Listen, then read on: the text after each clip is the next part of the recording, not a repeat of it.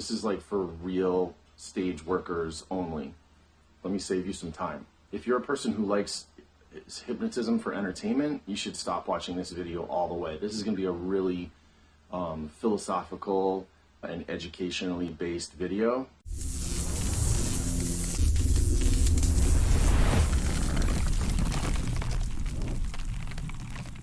I'm working on building an entirely new show from scratch.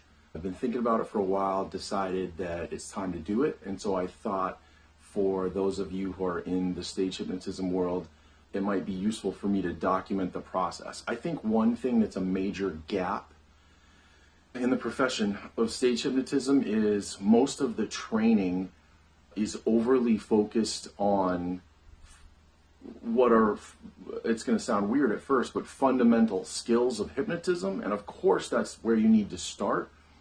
But I think that that gets overemphasized, and there's not enough training in how to build a show. And so I think what happens is a lot of people who take stage hypnotism training, they get all of their suggestibility tests and their inductions, and they get the flashy rapids and all that stuff, and then they go out and they don't know how to do a show that's unique to them, that matches their personality as a performer, as an entertainer, and that doesn't create a unique experience for the audience to have.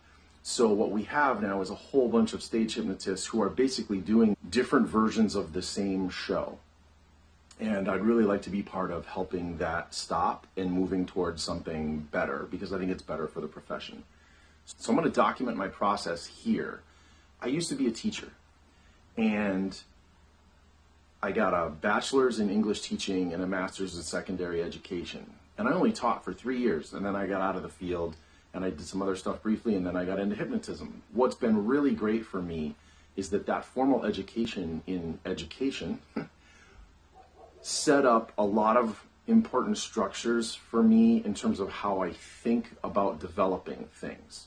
Because what we had to do as teachers was we had to develop curriculum. We had to have a very strong set of skills for how you build something that's about thinking. And so it served me really well over the course of my career. So this is what I do. Whenever I'm thinking about my show, what I really start with, I didn't do this right away, but as I got more experience and I got more articulate, I'll start with this. If I was going to teach all of you how to design a show, the first thing is, what's the experience that you want your audience to have? That has to be the starting point. Okay, so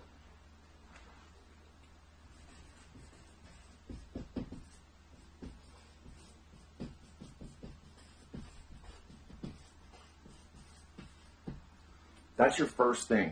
You have to really spend some time thinking about what is the experience that you want your audience to have. Now, for people who haven't really climbed into this kind of thinking before, it might be easy for you to say, well, I want them to know what it's like to see a hypnosis show, or I want them to know what it's like to get hypnotized. Those are true. I'm not going to say those are wrong, but they're shallow. And they're shallow identification points. They're not going to help you get to a more robust show design place. So you've got to go deeper than that. You've got to run that deeper. And so when I designed my show that most people know me for, which is Mind Games, back in 2010, I had a very specific conversation with my agent in which he said, we'll be able to sell you much more easily if you can give us a show concept that's just clearly different from what everybody else is doing. So that became the starting point. How do I do something that's clearly different? Again, if I start with that, if I said, well, I just want my audience to experience something that's clearly different, it's true, and it's a good starting place, but it's not going to help me get, it's going to help me get toward a solution, but it's not going to be the solution. So this idea of drilling deeper into the experience is important. Yes, they're coming to your show for the very purpose of having some level of a hypnosis experience. But then go to the next level. Do you want them to be mystified? Do you want them to be amazed? Do you want them to be inspired? Do you want them to laugh so hard their belly hurts? What's the emotional range that you're trying to produce through the experience? It doesn't have to just be one of those things, right? It could be multiples, but still understanding that. Do you want to vacillate between moments of shock and amazement and moments of pure comedy? Thinking about these things should matter. This is the craft of stage hypnotism. And if you're not thinking about that stuff, you're not a craftsperson. You're what my friend Colin Chapman calls a cover band hypnotist, where you're really just doing other people's stuff, kind of. You've got to be thinking about this stuff. So what's the experience? This new show that I want to build, I want it to be mostly focused in producing joy. I think that with everything that's been going on for the past few years, the pandemic, the political stuff, all the turmoil here in the United States, there's highest levels of anxiety ever that are reported, all the tension. I want to give people a respite from all that, and I want to put them in a space where for an hour, hour and a half, they can really feel joyful, right? So for me, joy is a big one. Now again, 19 years at the time that I'm recording this, 19 years I've been in stage hypnotism. I've never thought about it like that before. That's part of how I know it starts out with providing something that's different. I do want to provide something that's different. I want to provide something that stands out in the marketplace. I want to give people a different purchase option. And so this goes back to when I had that conversation with my agent before, when he's like, make something different. And you start at that level, you go, okay, now drill deeper. What would be different? Well, in some ways, in order to identify what's different, you have to identify first what's same, right? And then work in contrast to that. So back then it was, well, what pretty much everyone does is the same things. Here are those things. How do we not do those things? And then I started building a show going from what's kind of the opposite or in stark contrast to those things. That got me to a place of defining what would be a difference that I could offer. Now we're here again, right? I'm like, okay, so I did that. Now, how do I go different again? And so for me, I think one of the things I've been thinking about is more and more stage hypnotists are branding themselves as comedy hypnotists. And that's awesome. I love that. I got no issue with that. But again, if I want to create a differentiation point, I don't see how climbing into that branding is really going to help me.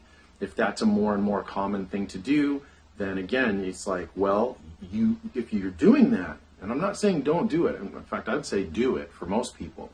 But if you're going to do it, then you've got to drill down the next level on, okay, how does your comedy stand out from other people's comedy? For me, I would rather not even do that. I would rather just be almost like in a different genre. There would be comedy in any stage hypnosis show that I do, but I don't feel the urge to really inhabit the branding or the persona of a comedy hypnotist. So then we come back to joy, right? Like, to me, it's a really worthwhile thing to think about. Like, what if you could build a stage hypnotism show that makes people laugh and makes people go, whoa, at points, but that time and time again brings them to an internalized experience of being joyful. So that's what I'm going for. I think there's big upside to doing that. Then I drill from there into, well, what are the things that, again, if I want to have broader appeal, and I do, I kind of have a niche. Right now I work in the college market predominantly, a little bit of high school stuff, tiny bit of corporate stuff. I think especially for college students, it's smart, because again, college students have like the highest levels of anxiety in the country. They have the highest levels of loneliness. If I can produce a show that really gets them feeling joyful, there'll be huge upside to getting hired based on that kind of a model or a value proposition. So it's business sense that dovetails really nicely with what I feel like my personal value system is that I want my entertainment to really have a positive impact on people. I love the idea that if I could build a show that would help people be joyful, that'd be awesome. So I go to, what are the most common ways that people have joyful experiences? So maybe I'll switch to, so if I drill on that, right, and we say one would be nostalgia. Nostalgia activates old feelings of joy and happiness from memories earlier in life. So old TV shows, old childhood experiences, older movies, older music, younger times in your life when cool things happened, maybe your graduation day or the first time you kissed someone, or right, like these different kinds of nostalgic moments. So one thing that would connect to joy would be a sense of nostalgia. Another one would be, I think that's really universal, is music. And I'll tell you right now, I've sort of thought about what I'm going to talk about. This is all right. This is the core thing. Music is universal. All over the planet, people have this wonderful emotional attachment to music. Doesn't, obviously, very different kinds of music, but still, like, there are some musical experiences that, even though the music itself may be different, the core experience is just human. And so what if I want to build a show, right? I want to build a show that's really all built around music. That's my core thing that I'm working on. How do I build a show that taps into the universal love that people have of music? And how do I leverage music to activate emotions?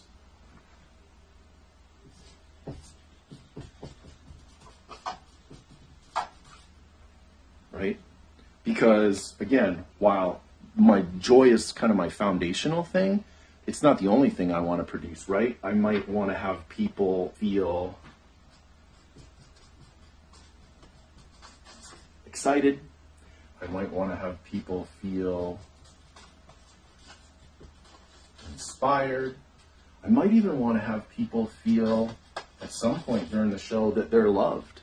You know, there's a lot of people out there who feel like they're not loved and that they're not accepted or that they're not worthy. So how cool would it be to create a hypnosis show in which, for just even one small moment of the show, you can activate that for them and remind them that they are loved and that they are worthy? I think that'd be pretty cool. So you see I'm working down in this range, and so this is, it does all come back to, started with this central question: what's the experience, or what are the experiences that I want people to have? I think your job as an entertainer is to activate people's emotions. If you're doing it well, that's just going to happen. And so I'm working down to what are the emotional sets that I want to activate in people. And then now what we really have are outcomes.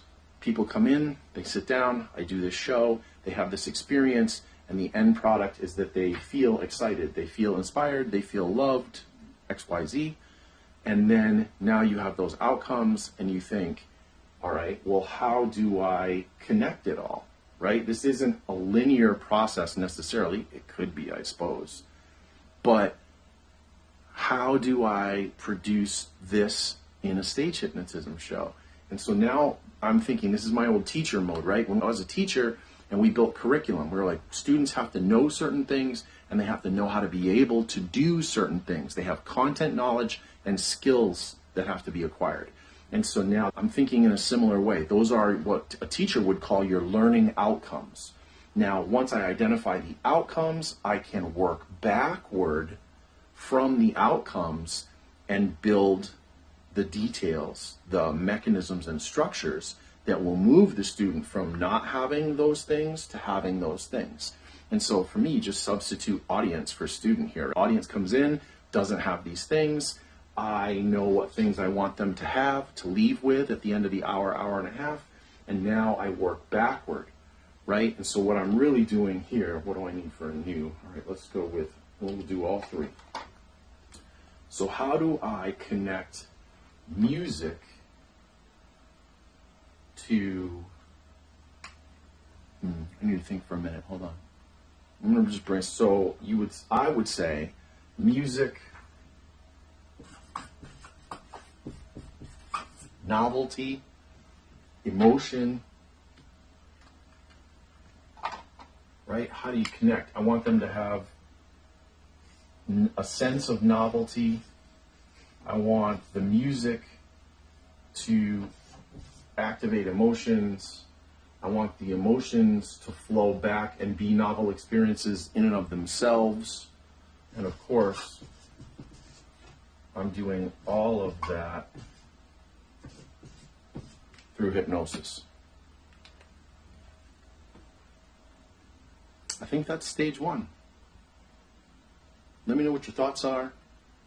Ask more questions in the comments section. Let's see how it goes.